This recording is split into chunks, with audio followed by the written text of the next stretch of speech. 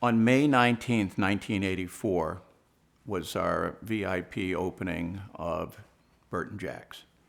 And Bert had a small list of people that were invited, Wayne and Marty Heisinger and Dan Marino, who brought a young lady with him by the name of Claire, and they were on their first date.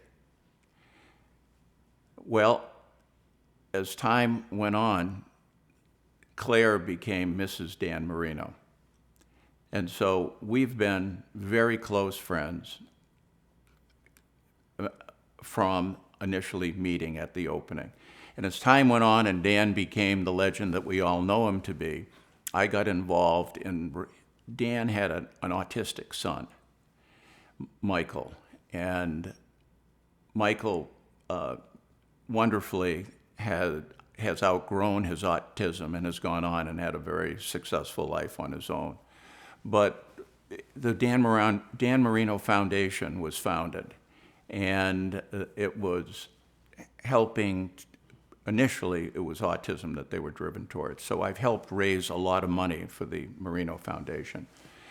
And I used to, my other restaurant, Jackson's Steakhouse, we had annually, we would do this cigar and wine dinner.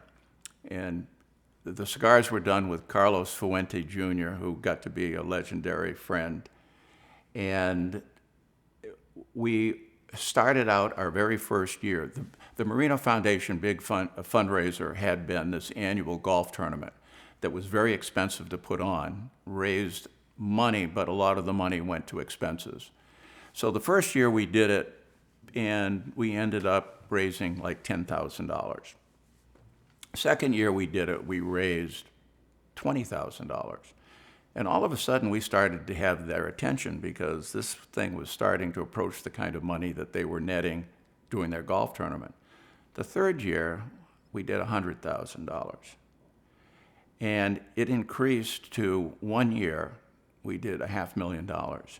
And this was just with 100 men, 100 people. And we would always have a live auction, and I would be the auctioneer.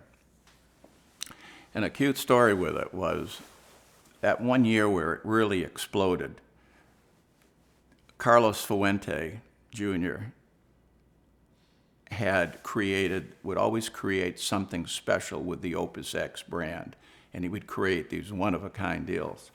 So I'm up there, and I've got a box of 20 cigars, and Carlos has done the whole introduction to it, and he's almost like Ricardo Montalban doing the rich Corinthian leather.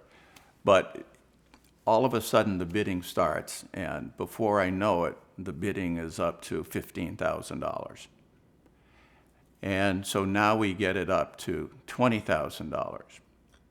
All of a sudden from the back of the room, Papa John raises his hand and says, $30,000. And I said, cracked the gavel and said, sold.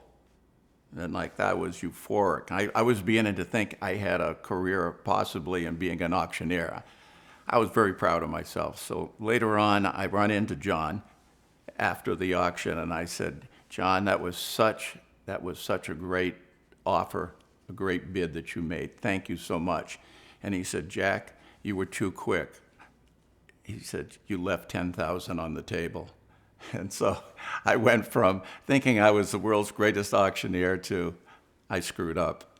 But anyway, we ended up raising fantastic amounts of money, and the live auction was it became the place to be. It was one of the great fun nights of the year. I have so many memories of that. But that's my relationship with Dan, and we're still close friends today.